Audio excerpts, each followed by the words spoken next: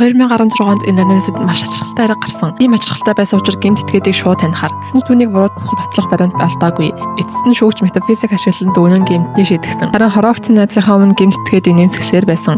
Ямар ч гуниг гэмшил байхгүйгээр. Илүү хачин болгосон охин нас барсны дараа түүний аавд огт гуниг байсангүй. Харин ч охиных нь өвхлөөр нэр хүндээ өсгөж 2 сая дагаж нэмсэн. Энэ хэрэг нь одоо шигтэйгүй мөстэй кофегоор найзаагаа хордолсон хэрэг юм.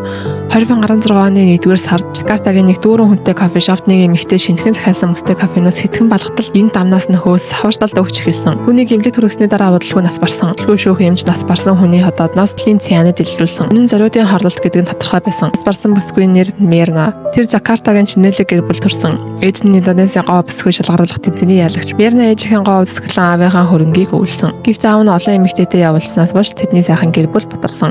Тиймээс Мерна Австрал сурахаар яв. Тэр Джессика хэмээх нэг охиндоо танилцав. Ижил сонирхол ажил өстэй гэр бүлийн орчин тэднийг маш хурдан татан найзууд болгосон.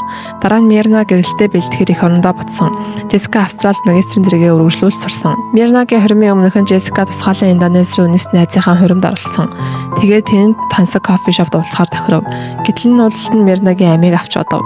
Тэр өдрийн 3 цагт Джессика урьдчилан кофений газарт ирээд эргэн торноо анхааралтай ажиллаж дараа нь гарсан. Энэ түүнийг урьдчилан бэлтгэл хийж байсныг хэлтгэж байна. Оройн 4 цагт 14 минутанд Джессика кофений газар дахиж ирэхдээ тэр гартаа хэд хэдэн дэлгүүрээ ут барьсан байсан. 3 аяг бүстэй кофе захиалгахдаа Мернагийн кофенд их хүмүүсийг хүсв. Цаг гарын дараа Мерна нэг найзтайгаа хоцорч ирэв. Тэр кофе навсаа хэдхэн болгосны дараа гинт газар унж татал өгч эхлэв. Тэр авийн хүмүүст туслах гэж яран ирэхэд Джессика найз нь хүмүүсийн ард болгоомжлон тосож байлаа. Тэрний хувирал нь хачин жигтэй.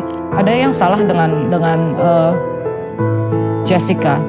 Dia tanya what did you put in her drinks. Dari situ saya realize berarti ada sesuatu di coffee. Зөвчтэй дээр кофе галтаагаараа аваадсан. Сонирч зангаасаа болж тэр амсгад маш өмхийн муудсан мэт хамтагдсан. Удалгүй бариста кофе хачин шаргал өнгөтэй болсон байхыг ажиглалаа.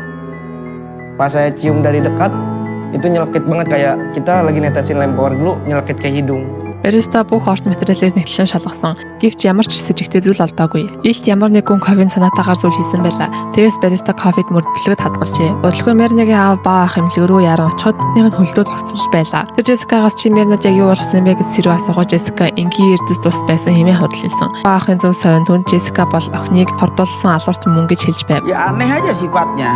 Oh, Om, Mirna mati ya?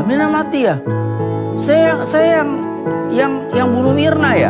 Ngomong begitu. Үнэхээр 3 өдрийн дараа баах цагдаас Мерна цайнад хооронд хордож нас барсан гэж мэдээлэл авсан. Джессикагийн тэр үед гаргасан хачин үйлдэлүүдийг бодоход баах өөрөө ирэхгүй сэжиглэж эхэлсэн. Бодлого цагдаа нар нотлох баримт төлөвлөснөө дараа зочид бодлороо яван ачаагаа баглаад зогтооход завтж байсан Джессикаг баривчлсан. Түүнийг өөрчлөлтөнд төлөвсөн аллагын хэрэгт буруутган Индонезийн хуулийн дагуу хамгийн хөнгөнтэй 20 жил хамгийн дээд нь цаазаар авах ял байв. Гэвч хараахан анги руу шилжих үе Джессикагийн нүрэн дээр ивнэн сэвлэл байсаар тэр хэл мэдээллийнээс өөрийг нь хамгийн сайхан өнцгөөс авна уу гэж хүсэл хүссэн. Шудрагасыг ээлт тоглож байгаа нь олон нийтийн дургуудлыг төрөөлөв. Олон хүн түүнийг цаазаар авахыг шаардаж эхэлсэн. Им хүн бол дотоод сэтгэл нь маш хүчтэй эсвэл бүр хүн чанаргүй төрөлхийн муу хүн байдаг. Hundreds of people just calling towards me with the camera and the flashes and all that. It was just really strange. Even I'm the main character, I don't understand. Yeah, it sucks.